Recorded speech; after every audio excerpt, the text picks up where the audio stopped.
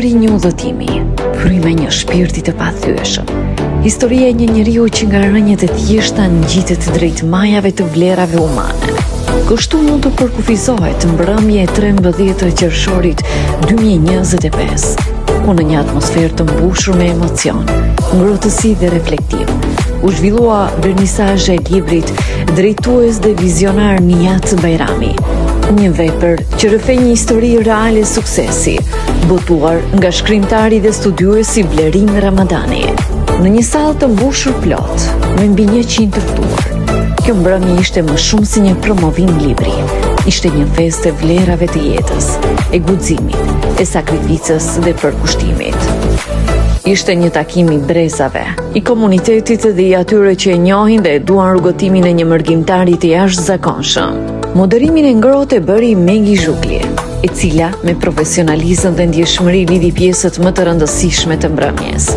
Përkthimi menjëhershëm në 2 gjuhë, mundësua nga Behar Sadiku, duke sjellë një atmosferë ndërkulturore ku fjala nuk njohu kufi.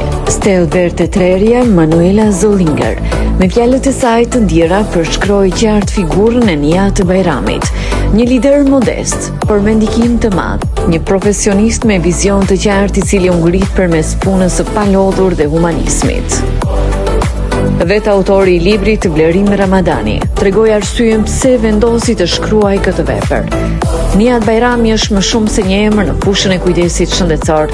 Ai është një simbol i përpjekjes, i integrimit të suksesshëm dhe një model për shumë të rinj shqiptarë në diasporë. Libri Drejtues dhe vizionar nuk është thjesht një biografi, është një testament i vërtet i vlerave që nuk blihen, të ndershmërisë, përkushtimit dhe përgjegjësisë ndaj të tjerëve. Në mbrëmje pati lot gëzimi, përqafime miq, kujtime dhe reflektime. Fjalët e njerëzve që kanë punuar, bashkëjetuar apo që janë afër Nihatit, dëshmuar për një njeri që jo vetëm që drejton, por që frymëzon dhe mbështet.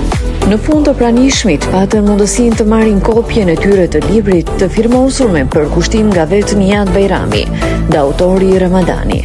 E veçantë e kësaj është se të gjithë ata ardhurët nga shitja e librit do të dhurohen për qëllime humanitare, si një vazhdimsi e shpirtit bamirës të protagonistit.